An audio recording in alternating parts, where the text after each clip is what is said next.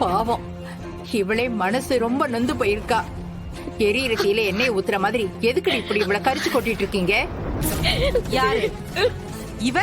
மனசு நொந்து போயிருக்காளா?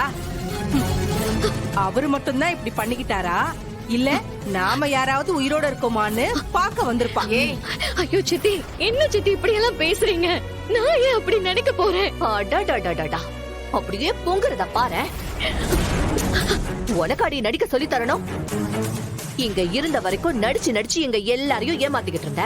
இப்போ அந்த வீட்டுக்கு போய் நடிச்சு அங்க உள்ளவங்களை ஏமாத்தி ரித்திகாவோட வாழ்க்கைய கெடுக்க பாத்துக்கிட்டு இருக்க. என்ன ஜன்மண்டி நீ எல்லாம்?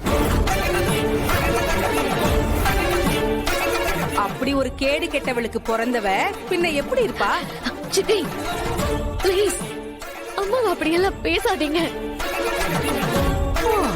அவங்க உங்களுக்கும் அக்கா தானே. அவங்கள அப்படி பேசுறதுக்கு உங்களுக்கு எப்படி மனசு வருது? யாரு அவ? எனக்கு அக்காவா? அதெல்லாம் நான் மறந்து 20 வருஷம் ஆகுதுடி. என் வாழ்க்கையை கெடுத்த பாவிடி அவ.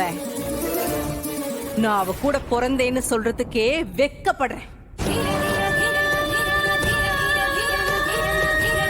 இவகிட்ட எதுக்கு நாம தேவையில்லாம பேசிக்கிட்ட? இவள முதல்ல யார் இங்க வர சொன்னது? ஏய், முதல்ல கிளம்படி இங்க இருந்து. ஏய் போடி. ஏய், நான் தாண்டி இவளை வர சொன்னேன். இவ அப்பாவை இவ பார்க்காம வேற யார் வருவா? அத்தை, தயவு செஞ்சு நீங்க எதுவும் பேசாதீங்க. அவரை பாத்தீங்கல்ல என்ன நிலைமையில இருக்காருன்னு. இது எல்லாத்துக்கும் காரணம் இவளும் இவங்க அம்மாவும் தான். அவரு இவளோட முகத்திலேயே முழிக்க கூடாது அத்தை. ஏய் போடி, போடின்னு சொல்றேன்ல. போடி, கிளம்புங்க இருந்து. ஏங்க, கொஞ்சமாச்சு மனசாட்சியோட நடந்துக்கோங்க. இவள என்ன ஜென்மோன்னு கேட்டீங்கல்ல, இப்ப நீங்க 2 பேரும் நடந்துக்கிறதுக்கு பேர் என்ன?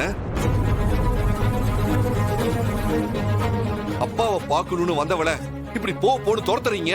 ஏய், உனக்கெல்லாம் எங்க கிட்ட பேசுறதுக்கு தகுதியே இல்ல. இது எங்க குடும்ப விவகாரம், நீ இதுல தலையிடாத.